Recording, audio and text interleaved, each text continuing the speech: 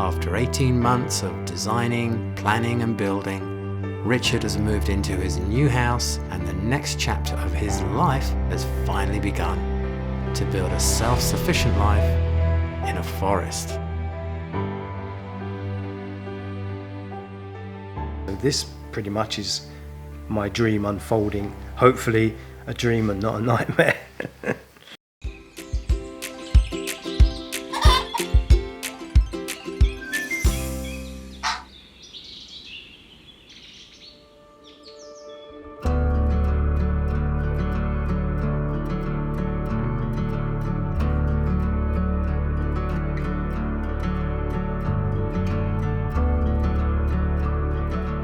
Richard has been living in his new home for 1 week. His furniture and most of his belongings are still in storage. There's lots to do inside the house, including sorting out the countertops for the kitchen. But right now he's putting all of his attention outside. The garden needs to be prepared, seeds need to be started, and he needs to design and build a chicken coop because the chicks have been ordered and arrive in a matter of weeks. I like to sow directly into the garden outside after about the May 2-4 weekend. That's after the chance of frost is gone. But I've got a 6-week jump on that process by sowing indoors. Things like spring onions and lavender and kale, they require a bit more time to germinate, so I like to have them going in here, and frankly I don't want to wait. I've got to get my hands going, got to do this. So lettuce I like to use indoors. I've got like spring onions, as I said, lavender, as I've said, kale. So any flowers will grow indoors, zinnias, marigolds, or whatever you want. You can start even sunflowers inside if you want, but they're better off doing directly into the soil outside.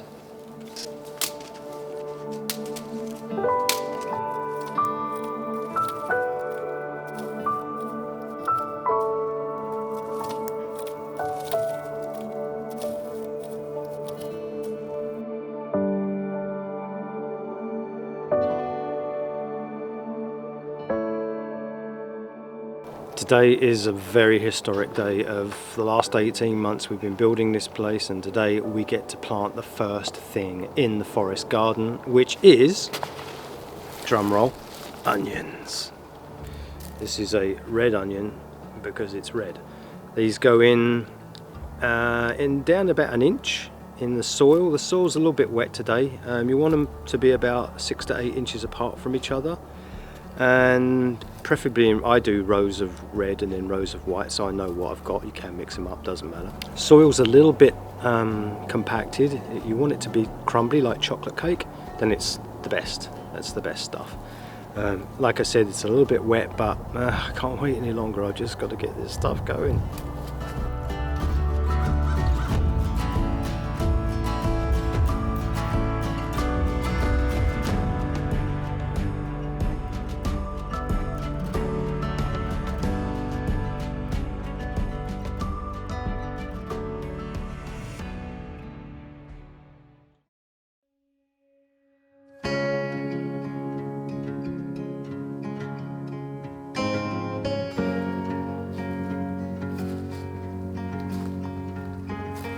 We're standing in an entirely different part of the property. It feels completely different from the rest of the forest. It's an apple orchard, and a very old apple orchard. This one is in a bad state. It needs to be pruned out. There's a lot of dead wood that needs to come out. My idea, or the ideal plan, is to come in here and try and restore it back to what it was in the 1880s. Very important crop back then. Here we can see the apple and the hawthorn together. They seem to have grown together. I have no idea why. They certainly weren't planted together. But hawthorn's doing better than the apple. I really want to bring it back to life. It needs to be pruned, it needs a lot of work. Take out some of the scrappy trees, cut out all the dead, and in a few years' time maybe we'll be drinking our own cider.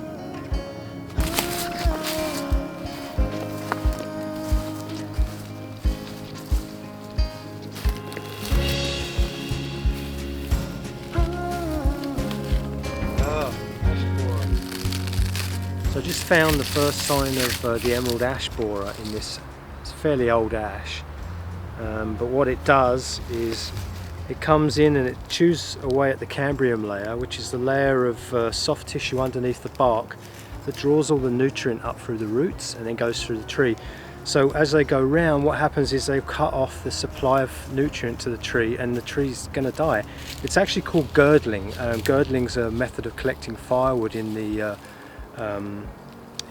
before winter. So you girdle the tree, cuts off the cambium layer, the tree's dead but it's standing. So in the winter, when the pioneers wanted fuel, they could go out and find their girdled trees, chop them down and make firewood.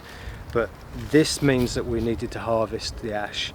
Now the fact that it's right next to the house means it's run right through the forest. So harvesting the ash was a really good idea, and I'm glad the forester suggested it to me, and I'm glad I believed him. So not good news, we'll give you a close up.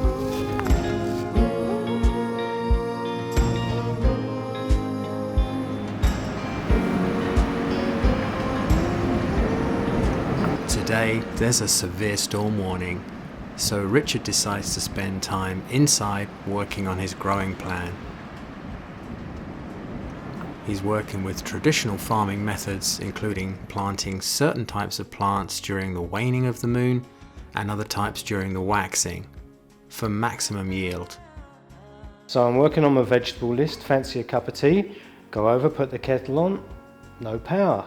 Oh, then I realised, yeah, we've got 80-mile-an-hour winds today and the lines are down somewhere. So here I am in the country, old school, analogue kettle, analogue fire, everything's working there, nothing's working anywhere else. The fireplace that the kettle is cooking away on is actually from England. I had it shipped over from England. It's called an Esser Iron Heart, really nice piece of kit. We're going to make a cup of tea on it this afternoon. I have made bread on it. And I worked out that centigrade and Fahrenheit are two different things. And apparently you can't cook the bread at 700 degrees Fahrenheit. It doesn't work. It looks a bit like anthracite rather than sourdough. Tastes like sourdough, something sour but not bread. Anyway, there'll be an episode where we do make bread properly, or at least, fingers crossed, try not to cock that up. But yeah, that's what we're going to do later on. So collecting rainwater has been a big challenge here, as well as keeping your hat on. I want to get as much off the roof because there's no chemicals on it. It's great for the garden, great for the chickens. This is round 3 of setting the barrels up though. It's been a problem. They all seem to leak at the spigot there. But I'm working on it. Round 3, seconds away, we'll have another go at it and I will get it fixed. Right now, each one of these barrels is full. I think they're 50 gallons, so I've got 200 gallons of water. And I've got another 4 barrels to hook up in series. When it rains, each one of these barrels fills up. There's a little hose that you can't see between here and here. And it fills this barrel, fills that barrel, and then onto the next one. And then these hoses are what I can use for actually gathering the water when I need it to fill my watering cans or whatever. So yeah, it's a great system. Very nice of the company to donate them to our cause, and yeah, it's going to be good. I'm pretty confident it's going to be good. If the power goes down, there'll always be fresh water here.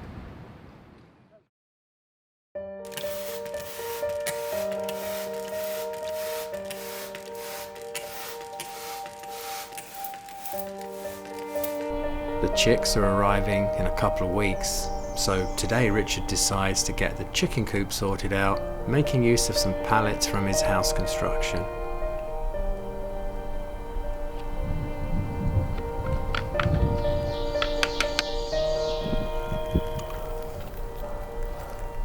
I'm just preparing an area, about to prepare an area for the chicken coop. I'm doing one chicken coop 12 by 8 feet, so 2 12 by 4 foot skids put together underneath the pines, facing east, so I get the full sun all day for the chickens. They don't really like heat. They're good with cold weather, but not that good with heat. So, and they're protected here as well. I'm going to put some fencing in around, actually attach them to the pine trees on 2x4s. It doesn't really hurt the pines, and it means I can not damage any roots at all by digging posts. So I've got the chicken wire for that. And first of all, I have to clear an area, so off we go.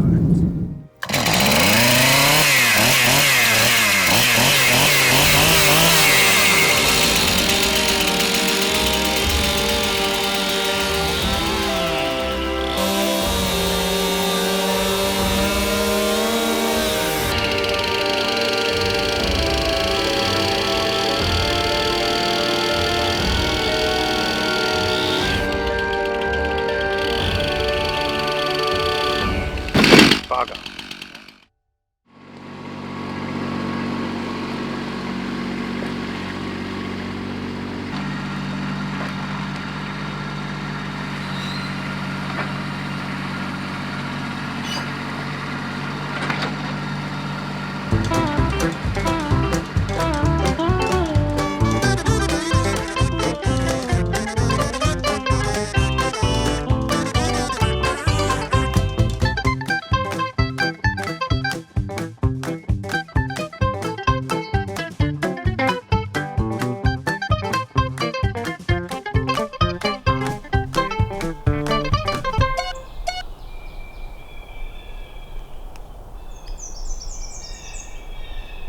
So I just had a good look at what I've been doing and I don't like it at all.